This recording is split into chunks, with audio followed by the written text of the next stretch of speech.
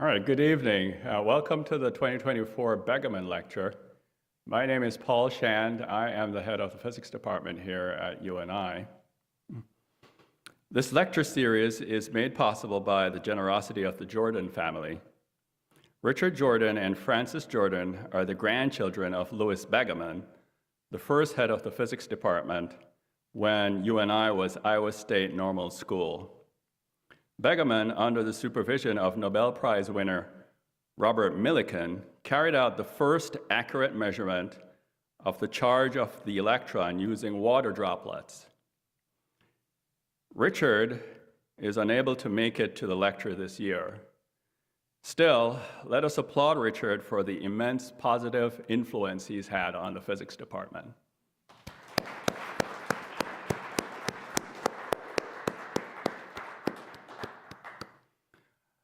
I also know Richard has a big birthday coming up, and so happy birthday, Richard. The 2024 Begeman Lecturer is Dr. Justin Bonnet.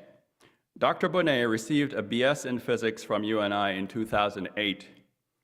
He went on to obtain a PhD in physics from the University of Colorado at Boulder in 2013. After his PhD, he spent about 3 years at the National Institute of Standards and Technology as a postdoctoral researcher, performing simulations with trapped ions. After his postdoc, Justin went into the private sector at Honeywell, where he rose through the ranks to become commercial products technical manager. He then moved to Quantinuum, which, as I understand it, is a spin-off of Honeywell's quantum computing business. Justin is currently a research and development manager at Quantinuum. The title of the 2024 Begeman Lecture is Building a Quantum Computer One Atom at a Time. Please join me in welcoming Justin Bonnet back to UNI.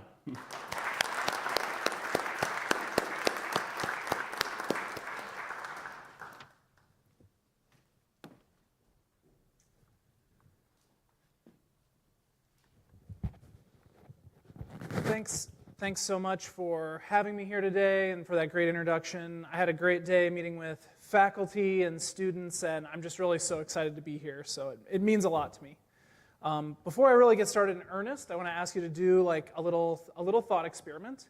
A lot of our modern era has been defined by the race for more and more computing power. This is a chart from Intel that was really responsible for making Moore's Law, the idea that the amount of computing power as measured by the number of transistors on a chip would double every 18 months. And so you can imagine the chips are not getting any bigger, and so that must mean these transistors are getting smaller and smaller. So try to imagine like what it's going to look like when those transistors shrink to the size of a single atom or a single electron. How is such a device even going to work? You might imagine that the quantum effects start to come into play, such as the act of trying to measure a single electron means you necessarily have to change it.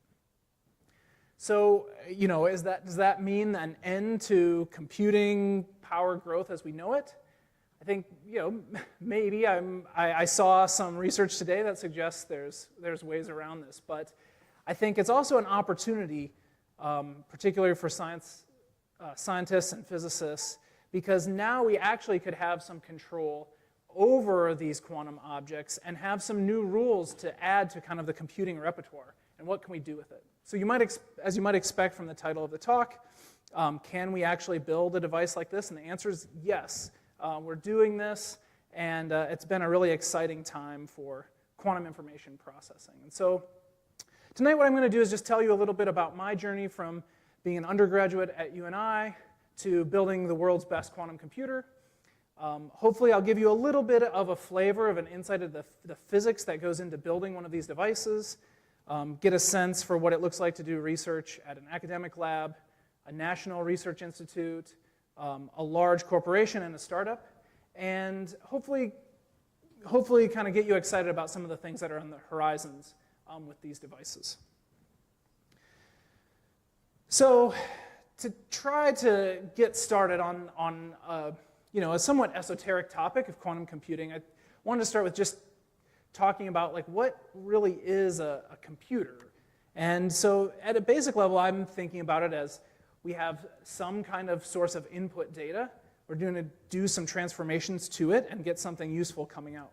And the ubiquitous digital computers that we're all carrying around with us all the time, the input data is binary data, ones and zeros, or true and falses. The processing at the most fundamental level is simple logic gates on this binary data. And then we get some transformed data out. So a quantum computer, in an analogy to this kind of device that we're all used to, instead of using binary data, is going to use quantum states as the input, and we're going to have quantum logic gates that do the processing. And what comes out is some transformed quantum states that then we have to measure and interpret. So maybe this suggests, like, okay, are we just going to someday have quantum computers that replace our laptops and they're just faster and way better? And I think a better analogy of how we're going to use quantum computers is more like the GPU. So the idea behind the kind of the central processing unit, the Intel chip in your computer, is that it's a very general purpose device and it can tackle all sorts of problems.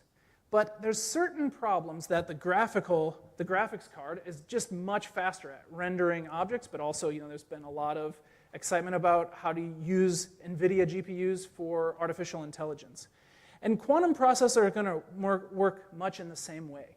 So there will be certain subroutines, subprograms that execute much faster on the quantum processor. And they'll be used in tandem with these kind of processors to tackle some of these complex problems. So much in the same way that then digital computers can be built out of these simple objects of single bits and low-level logic gates, quantum computers work in the same way. And this picture is kind of ubiquitous in talking about what simple quantum programs look like. The idea is that each of these lines represents the sequence of operations that happen in time to a single quantum bit.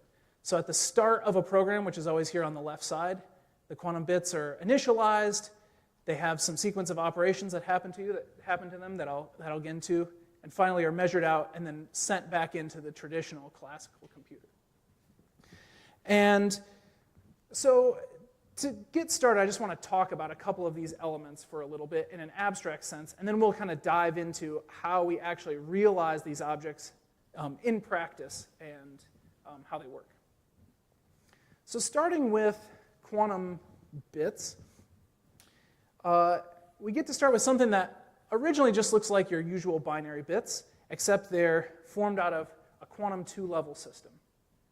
We'll label these 2 quantum levels 0 and 1, but then of course because of the rules of quantum mechanics, they can exist in a superposition state or a linear combination between these 2 energy levels. And one way you can write down that state is as parameterized by these 2 angles, theta and phi. So it's very natural to think of the state of a qubit as the point on a sphere. Sometimes when people are trying to describe how quantum computers work, they'll say, oh, and because quantum bits can exist in superposition states, they can exist in more than 2 states at once. And that's just actually not true. It's always just in a single state represented on this point on the sphere. So then when some of the operations that you need to do on qubits, single qubit logic gates, just look like rotations, changing the point to another point on the sphere. And where this really starts to get kind of to be strange and non-intuitive is the measurement piece. So when you're in 0 or 1 and you go to measure that, you'll find it just in that state. But when it's existing in one of these linear combinations, which again is almost every single point on this sphere, we can't say with any certainty what information is going to come out when we measure it. We can only talk about, on average, the probability that you would measure it in either 0 or 1, and that probability is defined just by this polar angle.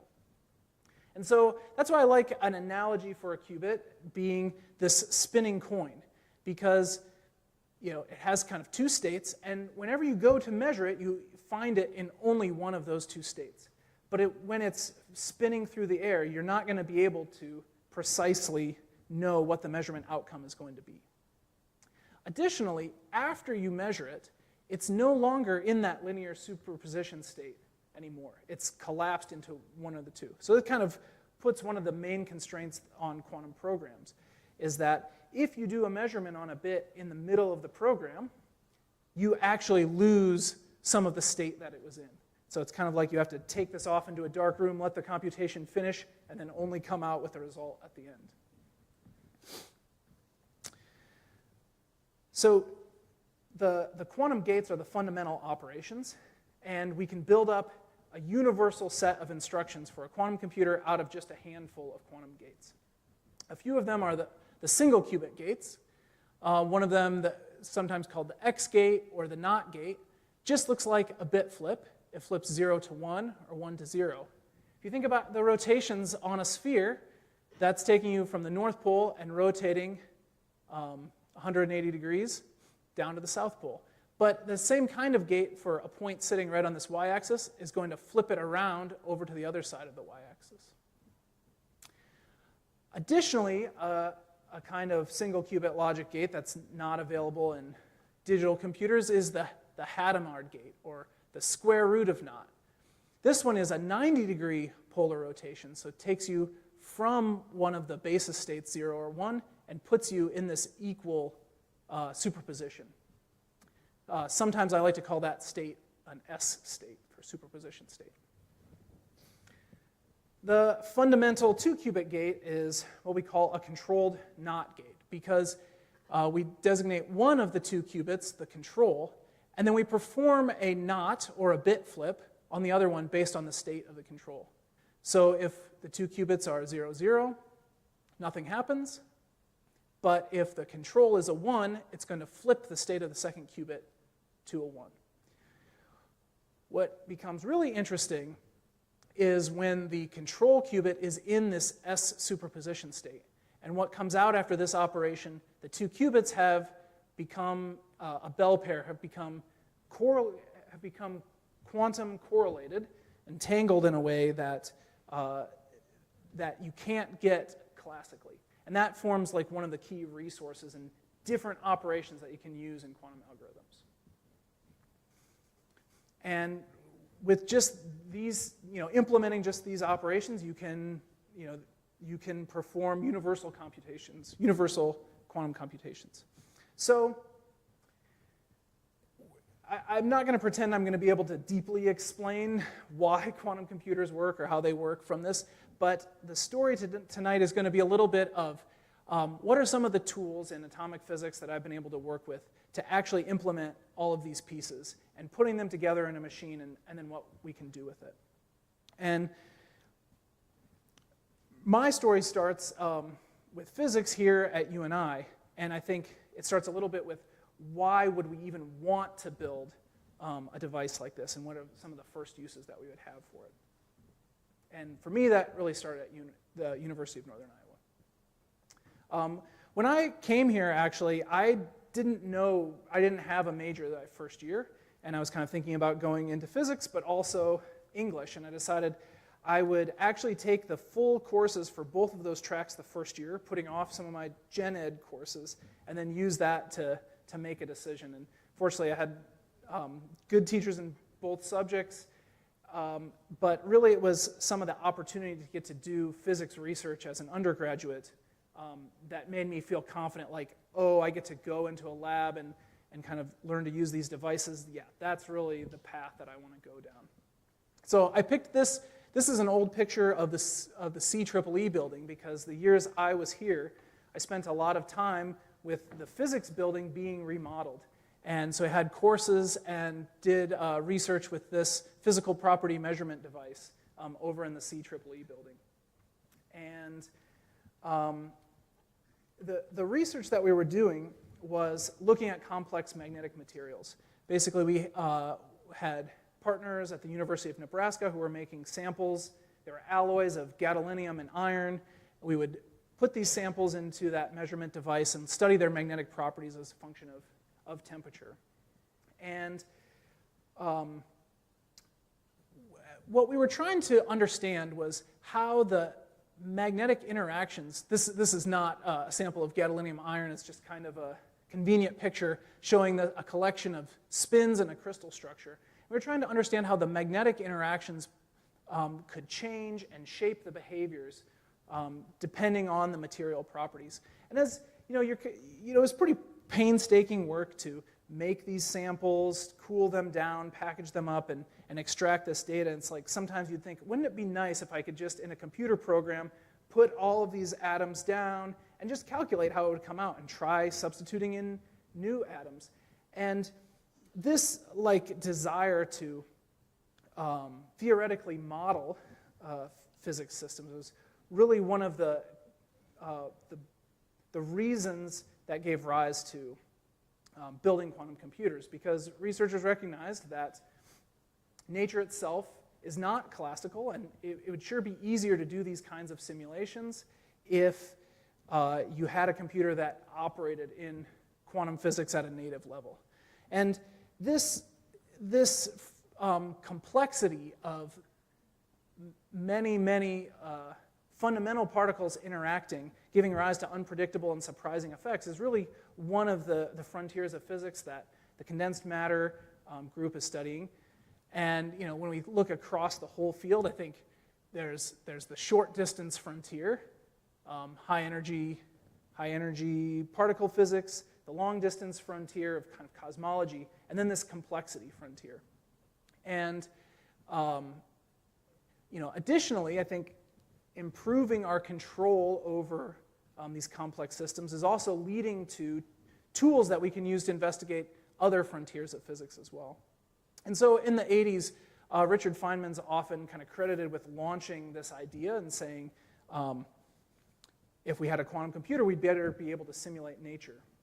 And Paul Benioff and David Deutsch worked out a lot of the formal theory behind digital quantum computing and how you could build one of these devices out of these objects. And so while I can't say that I really left you and I thinking about, I want to go build a quantum computer to understand these magnetic materials, it definitely kind of, I think, set the stage for understanding this complexity frontier as one of the big unanswered questions that we could go study. And so for graduate school, I went to the University of Colorado in Boulder, and excited by the idea of actually going and controlling some of those fundamental atoms in their pure form instead of embedded in this kind of messy condensed matter system. And so it's there at the University of Colorado where I started to kind of get experience with building up some of some of the tools needed to realize this abstract picture of a quantum computer. So for our qubits, we're actually going to use single-trapped atoms or atomic ions. To get them in an actual controllable state, we're going to put them inside of ultra-high vacuum chambers, kind of shown up here, to kind of separate them out from any other gases or materials that could interfere with them. We're going to actually implement these operations using pulses of laser light. This is a picture of some of the lasers from the lab in Quantinuum. And then measure this out using high-speed electronics and FPGAs for both controlling and reading out this data. And so I grabbed a few pictures of what the lab looked like at the University of Colorado. There, we were focused on controlling large ensembles, about 1 million rubidium atoms, for use in atomic clocks and atomic sensors. So here's kind of a picture. This is the vacuum chamber down at the bottom, and then extending up out of it is a large glass cell where our actual atom trap was sitting. You can kind of see a close-up of it here. There's these two parallel mirrors, and what that allowed us to do was actually enhance the interaction of the atoms sitting between, with light coming between these mirrors. So light would come in and bounce around many times and have more chances to interact with the atoms. This is a little video, I think, kind of showing us blinking on and off the lasers that actually generated the trapping forces. And so you can see this kind of slow accumulation of atoms when we turn on the trap, and then they dissipate as we turn off the laser light. And so from this cloud, we could directly load them into a tighter trap generated by this cavity-enhanced optical field. And that's how we could kind of hold these atoms in one place where we could really start to imagine, okay, now I can manipulate them and use them for something. And so I'm going to argue that atoms are still the ideal the ideal material for quantum bits, in the sense that they have some really great properties as quantum two-level systems. It's a lot of, I'm going to use for an example here the ytterbium-171 ion, because that's what we have used to date at Quantinuum. But you'll see kind of the same atomic structure show up in multiple places. And so, first off, the ytterbium ion has these electron orbital levels where you might be familiar with in the ground state. We could call that a qubit state 0. That's where the atom always tends to be found, but if you shine in the right laser light color, you can excite it from an s orbital, a valence electron from an s orbital, up to a p orbital, for example. And these are kind of two discrete quantum levels in the atom. The problem with trying to use this as a qubit is when a valence electron gets excited, it tends to quickly also emit that same energy back into the environment and drop back down into the ground state. Fortunately, some atoms also, even in this ground state valence electron orbital, have some additional energy level structure.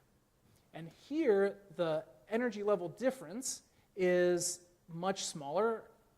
It's not optical anymore, but it's RF. But the good thing about these two levels is they're very long-lived. Once you place an atom in one of these two states, it tends to stay there. I think like the estimated lifetime for ytterbium-171 of this qubit level, even though it's not the true ground state, is like more than the age of the universe.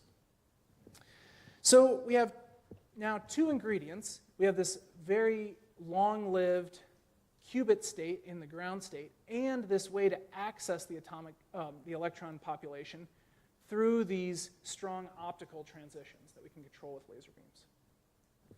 So we store our information here. Nature guarantees that each atom that we get is identical, so we don't have to worry about like manufacturing defects with our qubits when we're using atoms. And the errors in this system associated with photon scattering or the sensitivity to magnetic fields is really well understood for isolated single atoms. And so it kind of makes our job, some people like to say like, it's just engineering at this point. You have to make more precise control and get better at manipulating the quantum operations. So in the case of rubidium now at the University of Colorado, we use the same kind of structure where our kind of qubit is in the S ground state of rubidium, and we could actually shine in, this is meant to be a cartoon picture of a microwave antenna. And by just turning on broadcasting microwaves at the right energy, we can move the population of all of these 1 million atoms moving together up to the spin up state, the 0 state, or create a linear superposition. And now what we would do is use light shown in through the cavity that would connect the spin up state, allowing us to have these atoms interact and measure the effect of them being there. But any atoms that were in the spin down state would essentially look transparent. And so using this optical light, we could actually measure what state the atoms were in. And furthermore, what would happen as some of these atoms would absorb that light and then re-emit it, and it would bounce back and forth between the cavity, causing effective interactions between the atoms and leading to signatures of quantum entanglement that we could capture. So for fun, I grabbed a couple more pictures of the lab to get a sense of what this tool set looks like. It's over here in the picture that the vacuum chamber actually lives, and then the rest of the table is all dedicated to the lasers that actually control this system. Over in this corner was like our little home-built electrical control station. So one bit of data I grabbed from this was showing how you could use that measurement through the optical cavity to actually increase the sensitivity of this ensemble of atoms. So this plot is showing the sensitivity or the precision of the measurement on the y-axis versus the number of atoms that we had in the sample on the x-axis. The black points were just showing the sensitivity that we achieved without introducing this additional entanglement in the system. And it just kind of follows the prediction for the typical, square root of n. The more averages that you take, the more that you can average down the noise in a system. But the red points show the effect of introducing this entanglement, these correlations between the system. Those correlations effectively reduce the noise and give you, up at the high end, this was actually a record at the time for giving you a 10 times enhancement in the sensitivity for the same number of atoms. And it was really satisfying to kind of see some of this research then be implemented further at the University of Colorado in one of the actual optical atomic clocks built in another lab. So we were kind of thinking about this as quantum entanglement as a resource for enhancing sensors, but it also was a useful technique for recognizing signatures of quantum effects in these ensembles. And it was really that kind of technique that I brought with me to the next step of my research, also in Boulder, but at the National Lab, the National Institute of Standards and Technology. There was kind of the first chance that I had to work with trapped ions. And the system that we were working with was this 2D ensemble of single ions. This is the cartoon picture, but then this was a picture from our camera. And in this ion trap, you could build these really nice two-dimensional crystals of ions, and again, introducing lasers in the same kind of energy level structure, generate effective spin-spin interactions that we could actually tune the interaction strength as a function of where in the crystal they were to realize different models of magnetism. And then have that competing with an effective external magnetic field. And because we could kind of work with these in a very ideal state, we could actually use the spin-spin interactions to generate entanglement and kind of use some of these techniques for benchmarking that in this system. This was, while it was technically a tabletop experiment, this kind of ion trap relied on like a 4 Tesla magnetic field. And so we have this dewar that contained a 4 Tesla superconducting magnet and kind of a big thermos for liquid helium sitting on top of our optical table. And to get the ion trap to sit right in the center of this device, we had a vacuum chamber on top and a meter-long glass envelope, and the ion trap sat right down there. And we had to kind of hoist this up to a second mezzanine level. Oh yeah, here's a close-up of the trap itself. And then we're kind of lowering this down to the top, standing up on this second level. So it was kind of a ridiculous experiment, but it was really fun to put it together. But what it allowed us to do was make some of the largest ion crystals that were worked with at the time, and we could change these to where the idea was to work with small numbers of spins or qubits where you could analytically calculate what the exact answer was, and then scale it up to sizes that were beyond what classical simulations could do. So a couple of the results, we could look at like spin dynamics in this system, where we kind of would introduce we would look at how like the spin-spin correlations would allow quantum information to propagate through the crystal. We use this to look at some magnetic phase transitions where it would switch from just being aligned to an external field, turn up the strength, the relative strength of the interactions, and see it flip into a ferromagnetic state.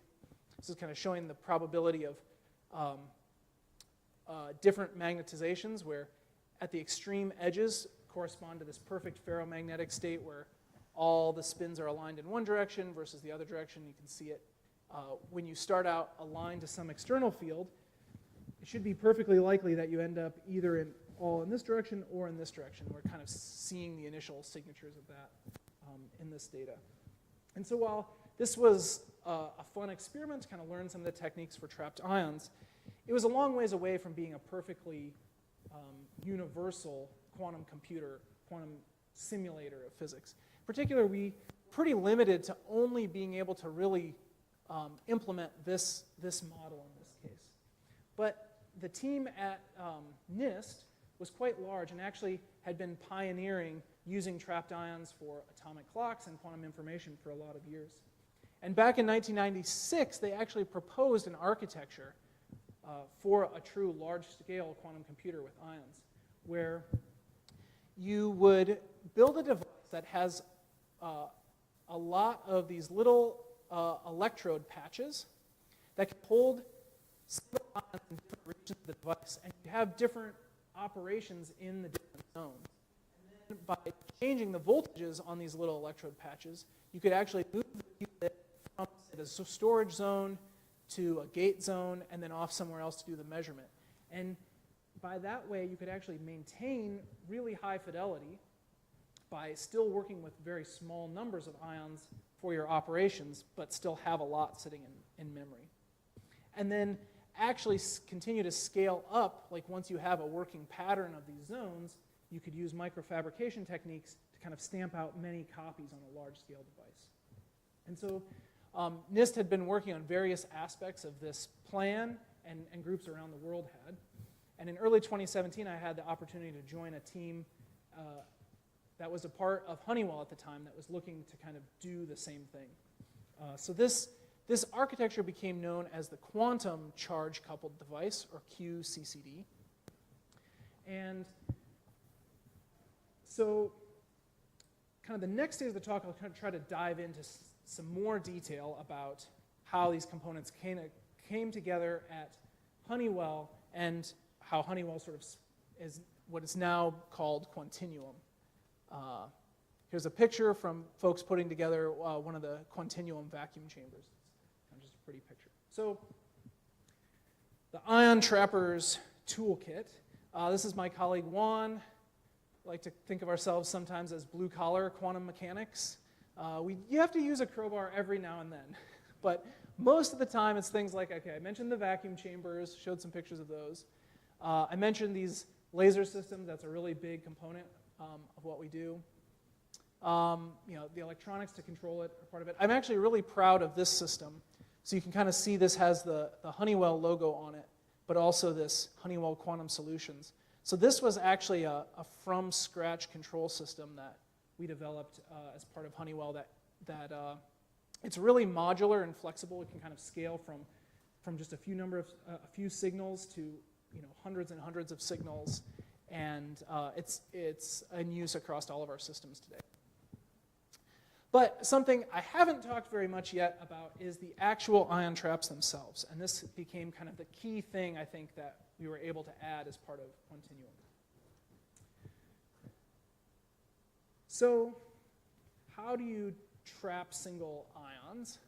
I talked about this penning trap, and it was kind of a weird one because it used static magnetic fields and electric fields to hold on to these crystals of ions. It had the downside of the ions had to be rotating in them very fast, which makes it hard to actually go in and address single ions at a time. There's an alternative way that you can do this, which is called the RF Paul trap. And it gets around this problem of you can't actually trap a charged particle with just static electric fields. If you try, you'll find there's always some path for the charged particle, the ion, to kind of slip out if they're just static. One way you can see this is, so this is kind of a picture of the classic, what's known as the 4-rod Paul trap.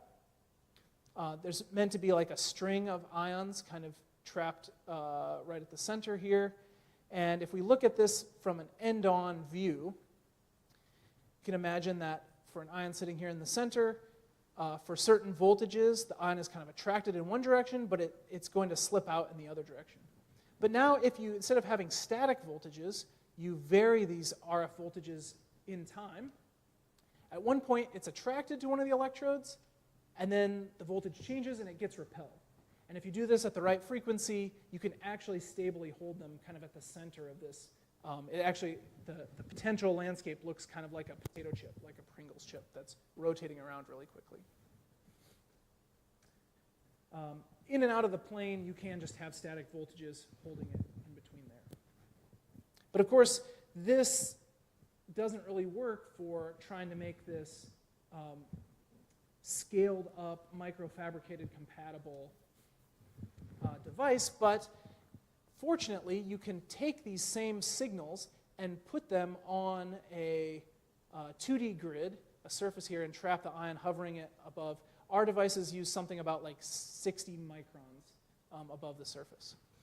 And okay, so why is Honeywell doing this? I think most people, when I talk about joining Honeywell, they look really confused. They're like, don't they make the thermostats? That's what people always say. Surprised, disappointed slightly. Nobody shouted that out. No. But then I learned that they actually have a pretty impressive aerospace division, and part of that they had a microfabrication facility that specialized in space applications and aero applications. And behind the scenes at Honeywell, people realized they actually had expertise in a lot of areas needed to make an ion-trapped quantum computer. And in 2012, they published a paper with the Georgia Tech Research Institute where they fabricated this device in a Honeywell fab. And it had a pretty significant new feature in that it had these very long tunnels straight down through the silicon so that the electrodes on the top surface could kind of connect to the electronics underneath and not have anything on the edges getting in the way of the laser beams. And so, you know, this was actually a great partnership with this team that started at Honeywell Quantum Solutions in the fabrication facility. And in 2020, we launched System Model H1, and here's kind of a picture of the trap that came out of the fab. 2 years later, we launched System H2, which, you know, we went from here kind of like one row of where we can store ions to 2 rows and added some other features. And, you know, this is for the first time really groups have been able to implement this complicated of 2D surface ion trap and trap large numbers of ions, control them, and move them around the device. And we kind of realized this QCCD architecture because we have these zones in the center here where our logic operations take place and high-fidelity measurements take place. And then out on the edges, we can store at a higher density more qubits kind of in a memory region. And you know, you can see here, so we launched with 32 qubits, but there's actually quite a bit of empty space that we're working on filling in as we speak here. And so the same kind of device can be upgraded over time to actually use more qubits, but because of this architecture, all of the high-fidelity operations can stay the same because we're not adding any more qubits to that region. I'll kind of click through a few animations to kind of give you a close-up view of what this looks like in operation.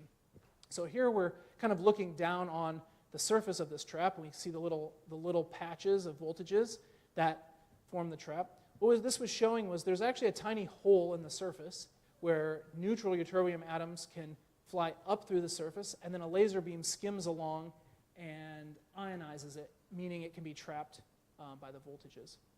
By changing the voltages on the surface, we can actually move the ion around and kind of realize this transport operation. And then we bring it over to a gating region where a laser comes past, does the single qubit rotation in this case. That's the Hadamard gate. If you want to do a 2-qubit gate, we can change the voltages in a way that actually pushes 2 ions that were in separate traps into the same well. And then a different laser pulse can actually create that controlled knot operation and entangle them. And then you can separate them out again so they can go off and do gates in other parts of the trap.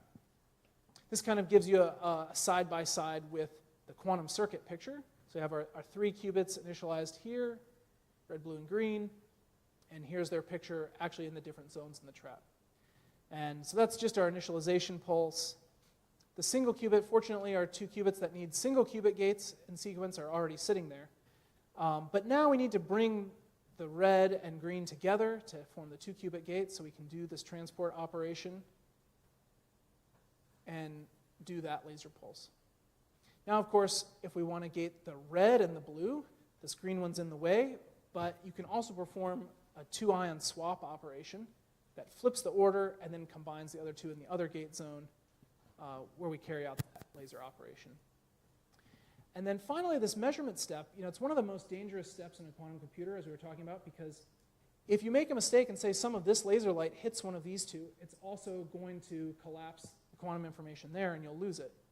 But by having this device where we can create these separated measurement zones, you can have a higher fidelity measurement operation and just hit the green one that you're aiming for. Here's kind of our cartoon rendering. It looks, a lot like the other labs, but a little bit neater. Ion trap down on this side, and a lot of lasers and optics and control electronics on top. So I'm not going to go through all the results of what we've done with these machines since launching them, but tying back to the very beginning in these kind of magnetic systems, this is one of my favorite experiments that we were able to do. Working with a team of theorists that also work at Quantinuum, they kind of came up with this technique. The picture here is this 1D array of spins, think like magnetic moments. And so the x-axis on the data here is just which spin that you're looking at, and the y-axis is now going forward in time. And so this is trying to model this line of spins where you're constantly where you kick one of the spins, and then the spin-spin interactions cause that excitation to kind of flow through the chain. And I'm not going to talk through the circuit. There's some kind of cool details of the algorithm that they figured out. But the main thing is just showing that in this data, you can see the kick starts over here on the left side of the spin chain, and then as time goes on, you see the correlations kind of propagate through the spin. And the dashed lines going through this data are kind of like a no free parameter prediction of what the system should do classically. So we did this when we first launched the H1 system, and now recently, using the H2 system, we've been able to greatly increase the number of spins in the simulation and go to longer times, like watch these dynamics taking place for longer times. So kind of come all the way back around to this, I think, big picture goal of starting to simulate physics using these devices. Okay, so how close are we to really being deep into this frontier of physics? This is an oversimplification, but what it's trying to show is that for some given number of qubits, how much classical RAM, how much classical memory would you need to just store the state of those qubits at any one time? And you can see when we launched System Model H2, it could easily fit on a laptop. System Model H1 was firmly kind of in this laptop with 64 gigs of memory. It launched with 10 qubits. But as you increase the number of qubits by a pretty modest amount, you quickly grow the amount of memory needed to capture the size of the state. And so System Model H2 launched with 32 qubits. And as I pointed out, there's room for us to kind of grow that size. And that's right on the edge of what you can kind of fit into a laptop memory.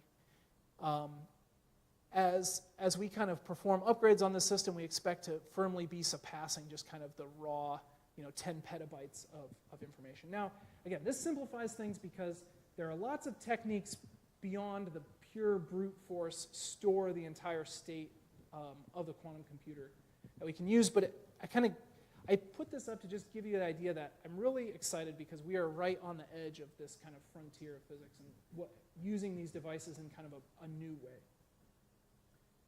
Okay, so you might be asking why you're not done talking yet. But I wanted to say a little bit more okay, why don't we why don't put in the more qubits already? So something I've completely glossed over this whole time is errors and decoherence in quantum computers. Digital computers, we never talk about errors as something to worry about. You don't buy a processor because it's like, oh, this processor has less errors than this other one. You just worry about speed. But quantum systems are famously fragile and quickly decohering. And the environment is always watching and disturbing the quantum system, causing it to move from superposition state to collapsing into 0 and 1. And what's worse is that, say, through your own mistake because you didn't do this right, or some noisy environment comes along and causes an error in one of the qubits, as your circuit progresses, well, now this error propagates up here due to this 2-qubit gate and propagates here. And so when you go at the end to do a measurement, you quickly find that you can't do very long circuits before all the outputs are just garbage. And so part of increasing the number of qubits is we also have to decrease the number of errors that are showing up, because running with a lot of qubits but not being able to really do any operations is not useful either. So a lot of my job is actually trying to benchmark and see what are the errors for these single qubit gates and 2 qubit gates. Kind of the way that we often do this, so these plots are showing as a function of, we'll just repeat these operations over and over again, basically. And so how many repetitions of the operation do you do? And then you say, how often are you getting the right answer? So this is saying, like, after 500 of these gates, we're getting the right answer 98.5% of the time. And that gives you some idea, this kind of decay curve is giving you some idea of the error per operation. And so our H2, which is, pretty much these are like world records in every aspect. We're really limited by this like 1 error in 1,000 gates for the 2 qubit gate. The state preparation and the measurement error is similar, but circuits tend to have lots of 2 qubit gates and only a few measurements at the end. So remember that, like, part 1 in 1,000. In addition to just measuring the individual operations, we oftentimes want to measure how well they perform in an entire circuit. This captures more sources of decoherence and more sources of errors that simple measurement wouldn't capture. So we like this benchmark called quantum volume. I won't talk about too many of the details, but it's basically saying what is the largest circuit, the largest square circuit that you can run. So if you have n qubits, that means you need to also be able to succeed on a circuit that has n layers of gates, where you combine 2 qubit gates with then some random rearrangement. That's the orange block here, where you kind of rearrange them randomly and look at the output. And that randomization is meant to kind of cover all different kinds of circuits, and just make sure that it's like not just like, oh, your 0 and 1 is really good. And so we'll use this, the performance on this circuit over time to kind of track how we're improving the device. Kind of in an analogy to Moore's law, we set this goal of we're going to increase quantum volume by a factor of 10 every year. So far, we've been able to stay on track with that, which has meant both increasing the number of qubits on our machine, but also, more importantly, decreasing the number of errors. But, okay, I said remember the number 1 in 1,000. For some of the most enticing applications of quantum computers, we estimate that you need to do millions or billions of operations, right? So, again, people, when they were first looking at quantum computing, they said this is hopeless. You're never going to be able to get that level of precision. And so something else, some kind of other scheme for true fault tolerance is needed. Fortunately, this is like an early theoretical development. They proved that it's possible to store 1 qubit of information in an ensemble of many other qubits. So this is showing one example, which is known as the Steen quantum error correcting code. And the basic idea is we have like 14 qubits here, but we're really only going to deal with 2 qubits of information. And so we'll do this complicated operation on these 2 groups that does the encoding. And then you can actually perform a very special kind of measurement on just 1 of the qubits in the ensemble. That tells you basically, it just tells you if there was an error, but does not completely collapse the information. It means it's still a useful resource for further in the system. So after doing this check, if you had an error, you can go back and try again on the encoding. Otherwise, you can continue on in the circuit. And this code has some of this nice property where now if you want to do a single qubit gate or a 2 qubit gate, you just take the single qubit operation you wanted to do and do it to all of them. And do it to all of them here and do 2 qubit gates between all the pairs. So it's kind of, I like this example because it's a little easier to understand. And then after doing any operation, you can go back and put in more of these checks that can tell you if there's an error and how to correct it, but not collapse the information. And so one of the most useful things I think our machines are doing right now is they're a great test bed for trying out new kinds of these error correcting codes. So this is like just a rundown of a bunch of projects that have been demonstrated on our devices. This ability to really move the quantum information around, in some sense like reconfigure the machine, makes it really flexible as a research tool in this regard. And I think one kind of really cool result that came out on H2 was, I think one of the faculty told me today, you just need to throw topological in any grant proposal and guarantee you'll get some funding. So tried that route as well. But there's this idea of kind of stitching together qubits to have the property of a quasi-particle with this topological kind of protection. This particular one had this feature of that looks in some pictures like kind of 3 interlocked rings that can't be separated.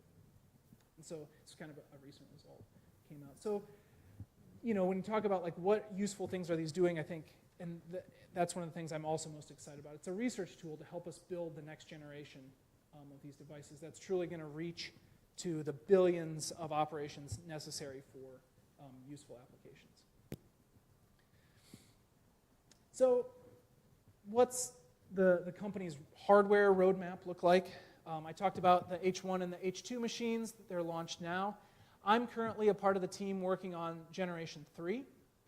What this really adds to the device is instead of just these linear sections here with curves, we're actually going to have street crossings. And this true 2D nature allows you to rearrange the ions more quickly, and it also sets up a scheme that lets us, with still basically the same number of control signals that we needed for this device, we can control something with 10 times as many of these electrodes, these like patch control potentials. Future R&D is taking place to actually introduce optical waveguide routing into these traps so that instead of having to have these big laser beams that I showed, they're just going to be built into the traps themselves. And then, future devices, the goal is to perfect making individual ones and then stitching them together in a true large-scale machine. Okay, so in the last couple minutes, I've really focused on the hardware because that's what I've been doing, but I did want to say a little bit about, where Quantinuum came from because I think it's been kind of interesting for me. So we were working as part of this kind of a skunkworks operation inside of Honeywell, and we started partnering with a startup in the UK called Cambridge Quantum Computing, where they had a lot of PhD researchers that were experts in creating algorithms to run on quantum computers for things like quantum chemistry or cybersecurity. And where Quantinuum came from was Honeywell actually spinning off our hardware division, and then we merged with Cambridge Quantum Computing to form, I think we're still considered the largest full-stack quantum computing company in the world. And so, the idea is in addition to kind of this scientifically interesting research tool for exploring frontiers of physics, there's these tantalizing applications like using it for quantum chemistry, but natural language processing and artificial intelligence, optimization problems, cybersecurity, and our mission is really to accelerate quantum computing, put it in more people's hands, and make it transform the world.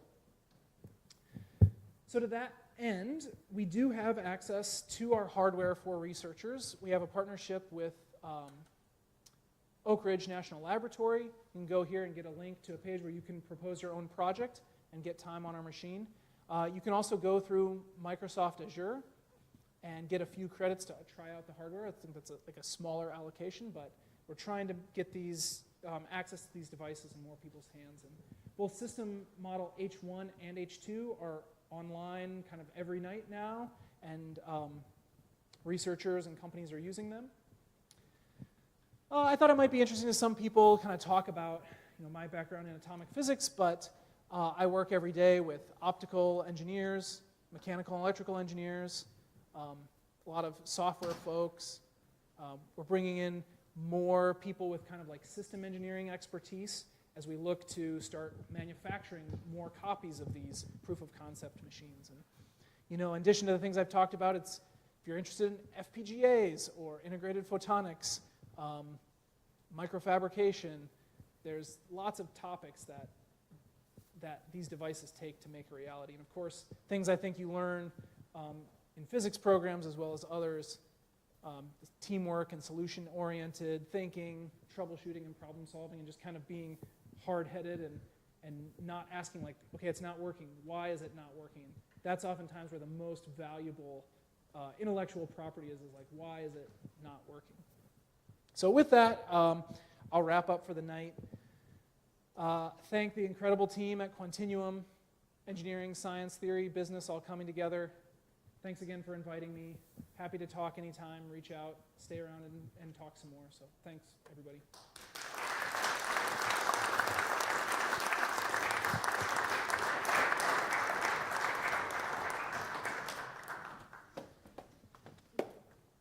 All right, so you have the opportunity to ask Justin questions. There are microphones in the aisles, and so please use those microphones for asking questions.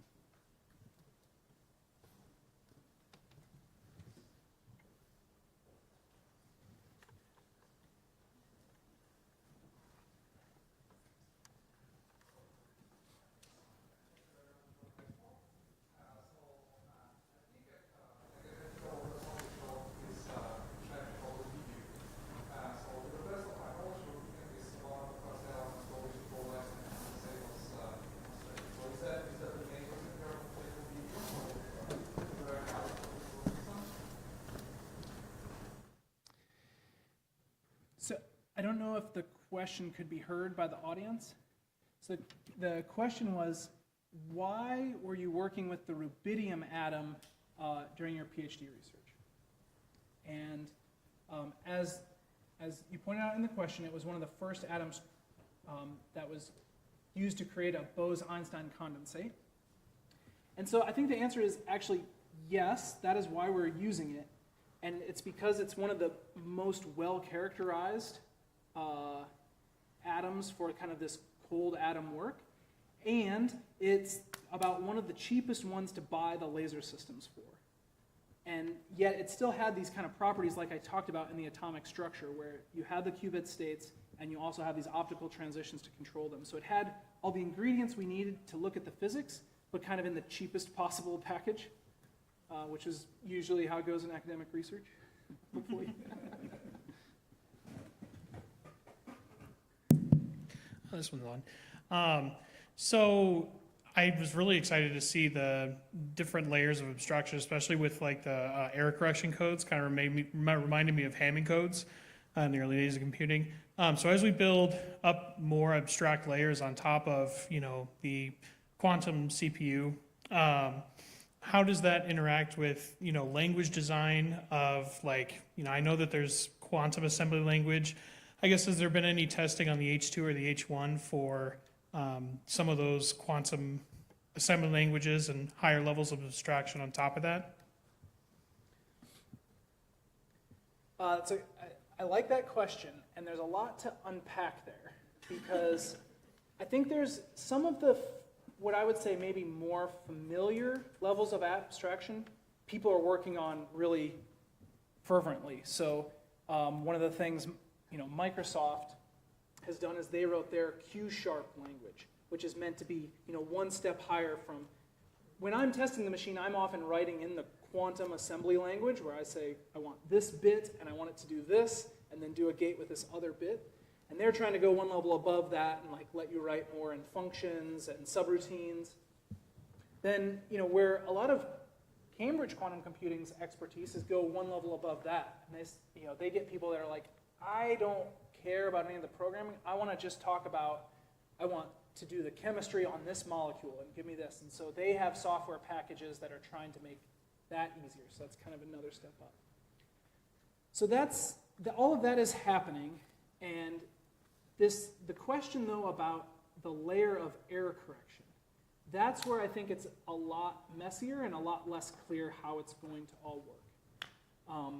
One is some error correction codes are really well fit to certain kinds of hardware, and they don't work as well on other kinds of hardware. So sometimes you can do things where you can trade, if it's easy to have a lot of qubits, then you can use certain kinds of codes that are more forgiving in terms of the amount of errors. Like they have lots of errors, but you just have lots and lots of qubits. So that's a better code there. Codes that actually don't need quite as many qubits because you're already starting with low error rates is like a better fit for our hardware.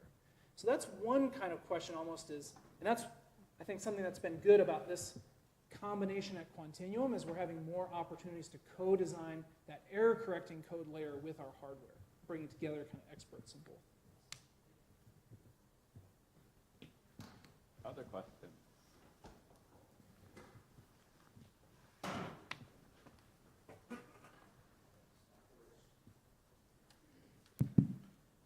All right, so just to clarify, these H1 and H2, H3, that's just one computer you guys have, right? Or do you have many of them?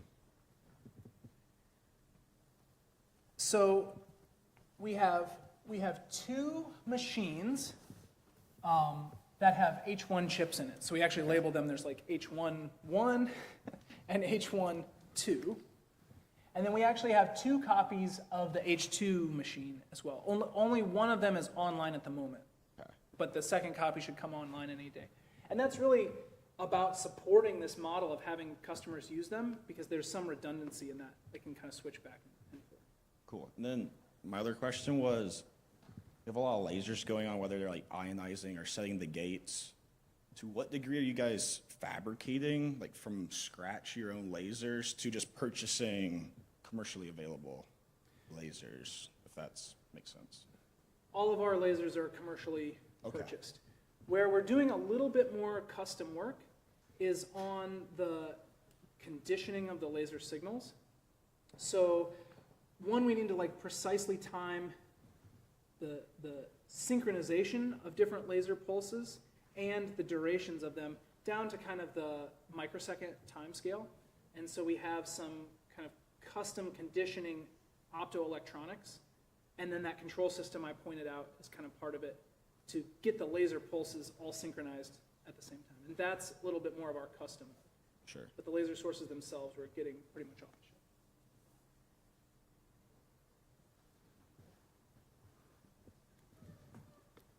So this might sound like a weird question. I don't know much about physics, but what exactly is the overall goal with quantum computing? Like, what are you trying to achieve with it in a sense that, like, everybody, you say, can use it because it's like the new big thing. So what exactly is it? I think there's one aspect where theoretically people have identified a few algorithms that have a true advantage in this kind of dual processor analogy I used where it's like the GPU is really good at linear algebra, so you send those programs to the GPU. Quantum processor has a few known algorithms it's way better than a classical computer on. One of them is like a Fourier transform algorithm.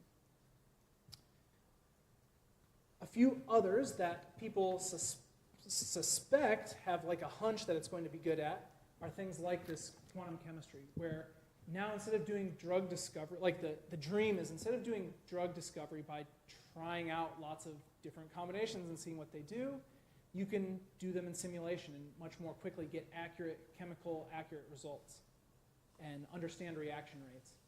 Another dream was like, oh, you could use this to try to track down a more efficient route for nitrogen fixation, which is like a huge energy source of the world creating fertilizers. These are the big dream kind of things that sometimes get people excited. But you know, I don't really understand it, but there's a big team at Cambridge that have been working on kind of like this artificial intelligence, understanding language processing via encoding that in one of these quantum circuits and like extracting like meaning from sentences out of these kinds of circuits. So those sorts of things I think say there's this like clear, okay, nature is quantum mechanical. If we have a quantum native computer, we're going to be better at studying nature and exploring it. But then there's this hunch that once we start getting more, you know, these into more people's hands, they're going to discover other use cases for them. And these are just kind of a few that the company's working on, but I think the hope is that as we go into this frontier, we're going to find new uses. I wanted to go back to the laser question and say, if you have an idea for a really good laser, we are always looking to buy more of them. We're always looking to buy more lasers. So we should talk. Particularly, it's really hard to get really good blue lasers. I could use better blue lasers. It's kind of it's a property of, certain atoms, they have these energy levels, right? And so the color of the laser corresponds to certain energy levels. And the atoms that we like to use, particularly once you ionize, you take away one electron, it tends to pull everything tighter. And so you need higher energy lasers to kind of excite those transitions. And so that's why everything in ions tends to be blue, which is harder to get lasers for. When you were saying that, why don't we just get to the point then of like, this is great, let's just add more qubits before you started talking about decoherence? And when you started, that slide where you started talking about decoherence?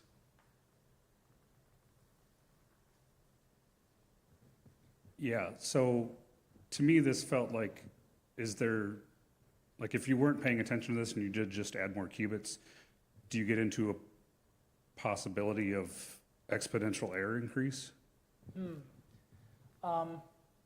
Is it exponential?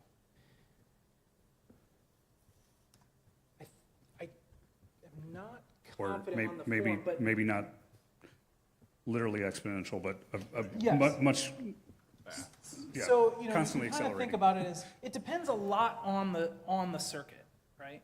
So, but yeah, to have circuits that are complicated, that have a lot of entanglement, you need to do a lot of these 2-qubit gates. That's a lot of opportunities for the errors to propagate, and meaning that as you grow the circuit, to achieve the same level of kind of like connectivity through the whole device, you have to do more gate operations. And so if you're not both lowering the error rate, you're going to get stuck with really shallow, short circuits, even if you can pack more qubits in the device. And so then you can run the circuit, but you just get garbage out, and you don't get a trustworthy answer. Okay, thanks.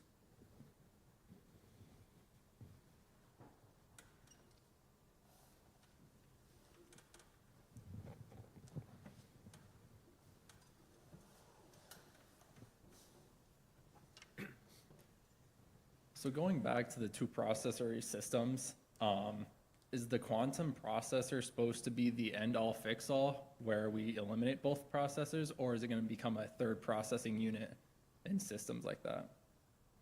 I think it's going to be the latter. I think it's going to be kind of another quiver. Some problems that you might be working on might never need the subroutine that can run on a QPU, a quantum processing unit. On the other hand, I think the recent break down the door demand for more NVIDIA chips for artificial intelligence, if the right application could be discovered, it could still be, I think, a in-demand processor. And I think another thing I'll say is, and I probably should have said this, is you kind of saw the laboratory involved in building one of these right now. And some of the requirements of qubits particularly, like this incredible isolation from the environment, I think it seems unlikely that you'd ever have a processor like that in a laptop, because it's going to need to be in a pretty specialized environment. And so right now I think the future looks like data centers.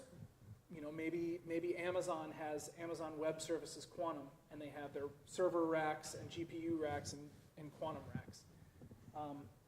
That said, I know in the past, people speculating about the future of computing have been looked foolish because they said, oh, or regular computers will only ever be the size of, maybe we're still waiting for the transistor moment in quantum computers as well. Some new material that gets discovered by one of the students here at UNI is the next, unlocks the next processors. Thank you.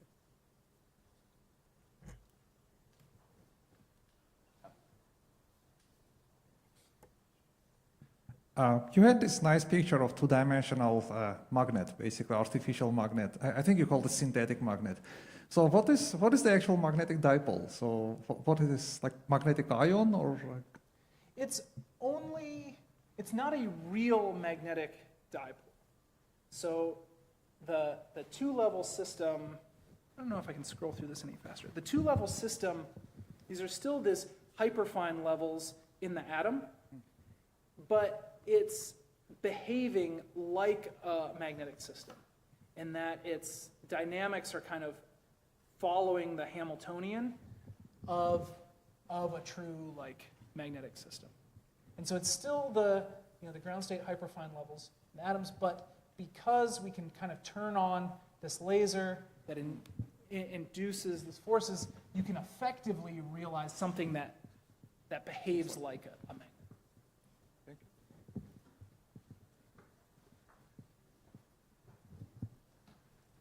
And that's kind of we'd often talk about this as we're doing quantum simulation or quantum emulation, because you're trying to emulate the physical dynamics of a magnetic system, but using something else that we can kind of control in this additional way. So maybe you mentioned it, but this H2 system, what's the physical size of it, and what type of environment is needed to operate? And if some company wants to do a simulation, should they buy that H2 system from you, or they will order their simulation to you and you do it in your facility? Let me see if I can jump to a picture. So the size of this chip, size of the chip here, is kind of a typical Intel processor size. Maybe a couple inches on a side. On the other hand, that has to sit in about a basketball-sized titanium vacuum chamber, and we kind of pump out all the gases inside that vacuum chamber down to about 10 to the minus 12 torr. And we also cool the chip down to about 20 Kelvin. So cold, like pretty cold, but not like the superconducting quantum computing chips. And that's actually mainly used to help improve the quality of the vacuum, because the cold chip, any stray gas molecules floating around the chamber tends to get stuck on those cold surfaces instead of colliding with our atoms and knocking them out of the trap. So that's like kind of the key environment piece. The other piece is that our qubits, while they're pretty insensitive to electronic noise, fluctuations in a magnetic field also cause decoherence. And so we take some steps to put in some magnetic field shielding around this titanium chamber. I should have had on my picture of the lab kind of like a person scale for reference. But here's kind of these tables are 10 feet long by 5 feet wide. And so here's kind of this small titanium chamber with the chip inside of it. And then, the rest of the space is dedicated to all this lasers and conditioning that I was talking about. Hopefully that answers the question about kind of the size. So something you touched upon was AI, and I was curious if your team specifically uses AI to develop these quantum computers in any way. I would say right now we kind of treat the AI access as like fun experiments. Like, be like, oh, do we still have a job? If we ask the AI how to calibrate a quantum 2-qubit gate, like what does it say? And it's kind of like a ha-ha funny joke at this point. Can it solve the Hamiltonian or some of these kind of things? But where the team does find it pretty helpful is as a coding partner. So they can oftentimes ask it like, hey, write a framework for this Python class for me, and then get a lot of some of the boilerplate code.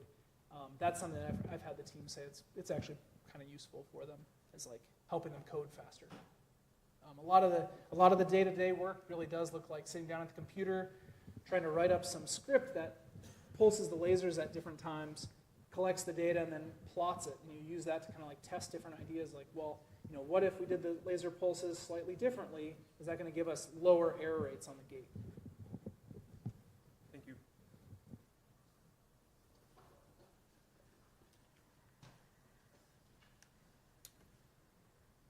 So you said that you believe quantum computers can help simulate physics. Could you kind of explain that more? I might go back to this slide. So the idea behind this was imagine, this is admittedly a toy problem, like a textbook problem, but Yeah. you have a 1D array of magnetic spins, and they're all interacting. Maybe they want to be, in this case, maybe they kind of want to be pointing opposite of each other in the spin. And now, that's kind of where they are in steady state. But then you come along and you flip one of them. And so then, of course, the other one wants to go the other direction. And there's this kind of this excitation in the system that then should propagate through the chain. And so this is one physics problem that actually you can sit down and work through the classical solution. And that's why we chose it, because we wanted to check, does the quantum computer get the right answer? Okay. That the exact answer would get. And so this team figured out how to translate that physics problem into a quantum circuit. And the idea is actually what you do is kind of separate in time these different steps. So by applying gates between the qubits, you can effectively mimic the interaction of these magnetic particles. And so they want to interact, and you can do a 2-qubit gate between them that implements part of that, and then you can kind of apply those over and over again as you can think about sometimes in a classical computer simulation, you have these tiny time steps and to watch the dynamics of a system. It's kind of equivalent to that in a quantum computer. So you kind of have these repeated layers over and over again where you're having these interactions take place. Okay. And so then at the end of this circuit, they can measure each spin individually and look for, okay, are they actually correlated with their neighbor in the way that they'd suggest? And what we see is this kind of effect that you would expect from the classical solution, where there's this excited state where they're actually out of correlation, where this kick happened, and then that propagates kind of through this chain.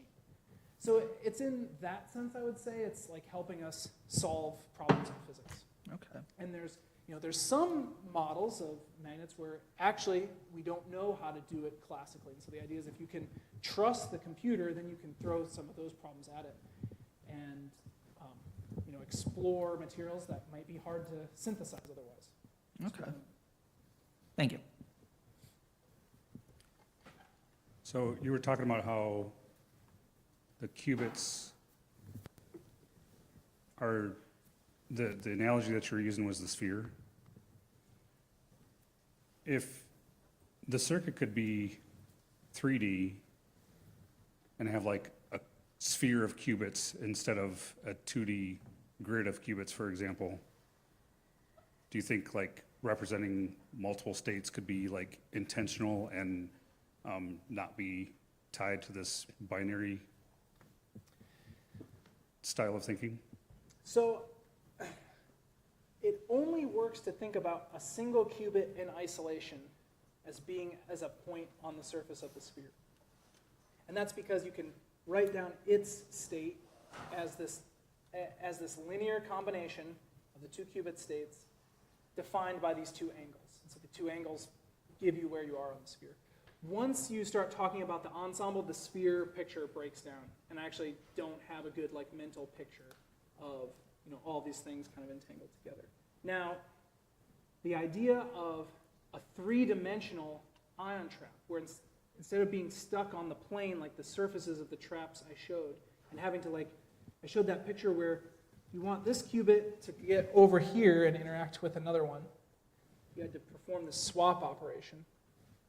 If you had a 3 dimensions, you could just pop it up to the third dimension, slide it past, and bring it down. And those kinds of structures are in development. That's part of R&D projects for us, is building those to increase the overall speed, because then you don't have to do some of these other operations.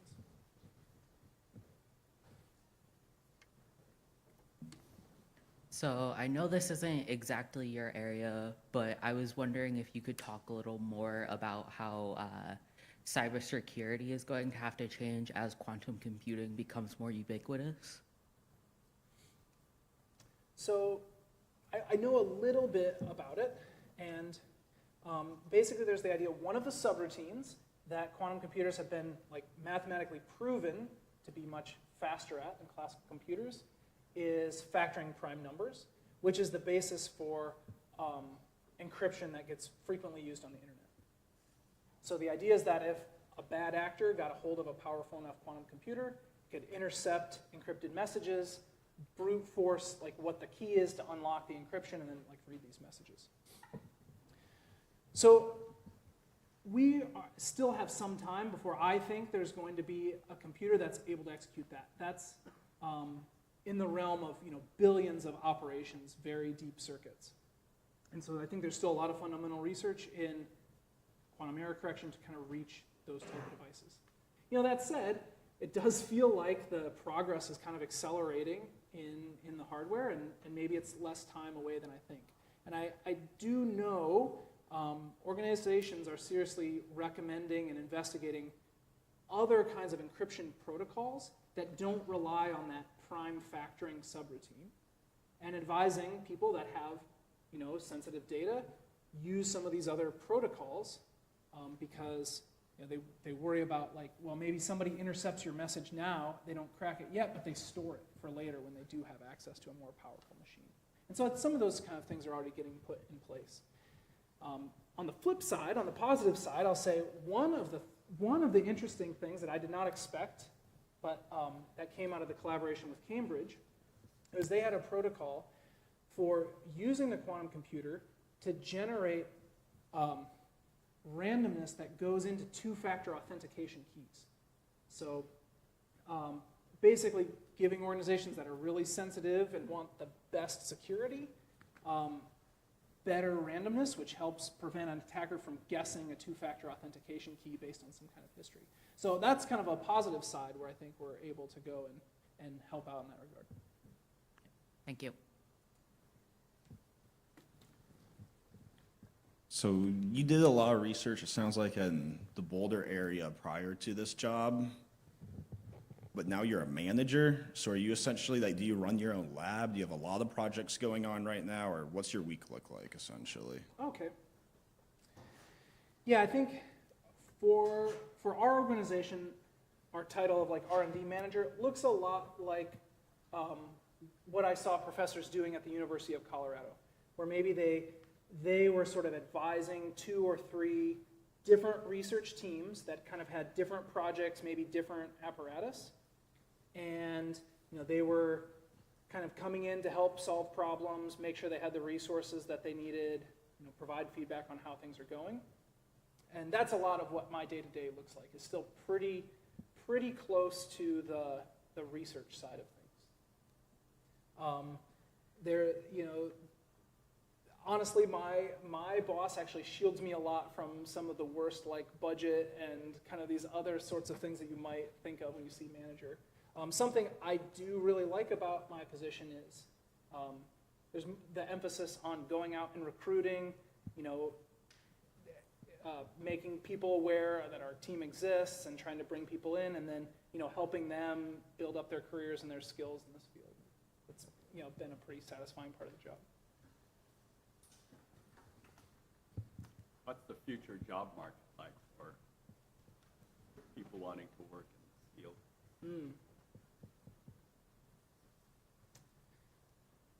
I think it's actually pretty good. I'm optimistic about what this technology is going to be able to do, and I see the usefulness of these things growing a lot as we're coming out with some of the next generations. And we have very little in the way of even trying to manufacture these devices, and we're currently working through as a company, how do we build up, I think we have a really strong kind of R&D mentality, but there's also kind of the engineering discipline needed to build perfect copies of them and build them efficiently, and that's kind of an evolution that the company is going through as well. And then of course the people with the skills and understanding of quantum physics to make use of them and write algorithms. What should universities be doing now in terms of curriculum?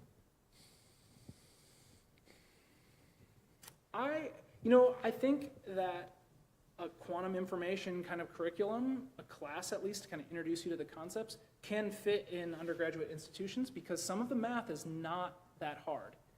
It's, sines and cosines and some linear algebra, and I think that could actually be kind of an interesting class.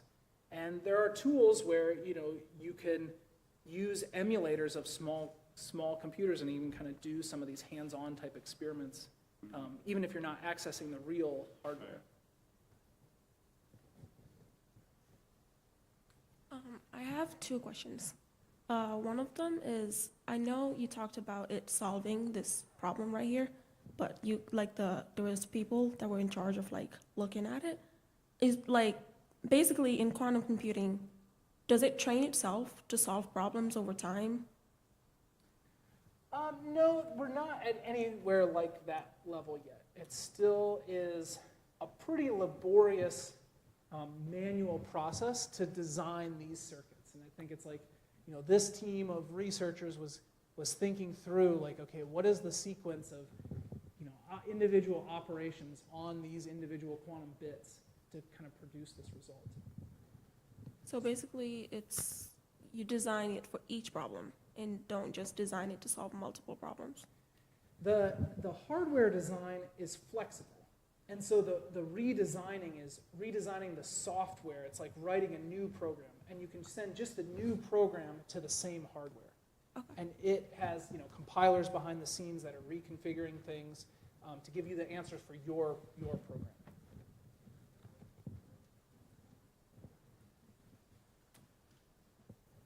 Other questions? Not, let's thank our speaker again.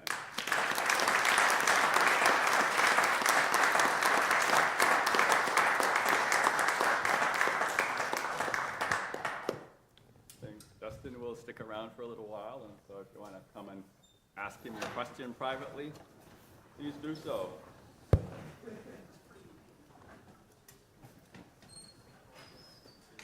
A great talk. Yeah, there's so many questions. That usually to me means like, okay, People are interested, yes, they're- absolutely.